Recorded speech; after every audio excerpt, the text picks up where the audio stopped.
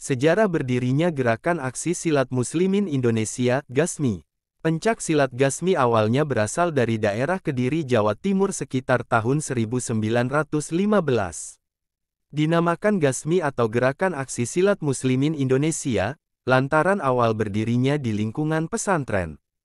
GASMI didirikan oleh Kiai Haji Manaf Abdul Karim, yang merupakan salah seorang tokoh ulama, dari terbentuknya Pondok Pesantren Lirboyo, Kediri.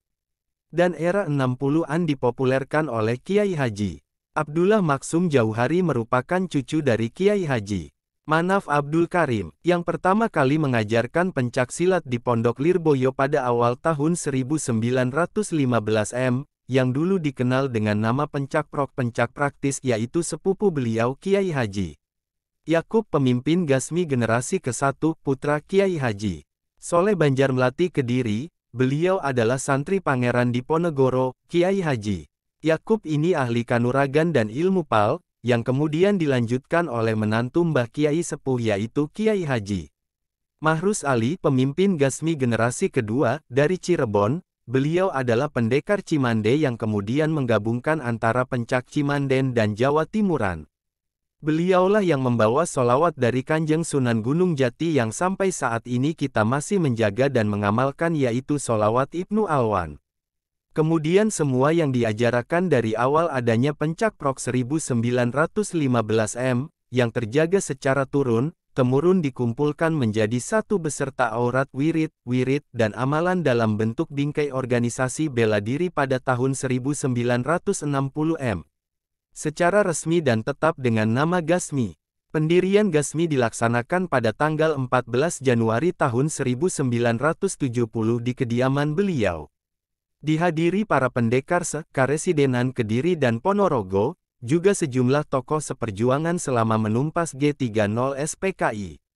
Dari GASMI inilah, kemudian Gus Maksum mempunyai inspirasi untuk menyatukan beragam aliran silat yang ada di NU. Dengan merangkul beberapa perguruan pencak silat di Karesidenan Kediri seperti Jiwa Suci, Portugal, Astadihana, dan beberapa perguruan silat lokal yang lainnya, beliau mulai mengampanyekan idenya itu. Dari perguruan lokal ini Gus Maksum mengembangkan ekspansi kampanyenya ke tingkat Jawa Timur. Sebagai barometer perkembangan NU nasional, menggolkan ide itu ke tingkat nasional. Sebagai unsur penting di NU, kalangan ulama tidak luput menjadi hobi beliau. Karena dengan demikian, ide itu akan mudah untuk diwujudkan. Kiai Haji Abdullah Maksum Jauhari atau Gus Maksum, pemimpin GASMI generasi ketiga yang kemudian dengan kemaslahatan, kemajuan, dan terjaganya serta perlawanan terhadap LERKA-PKI.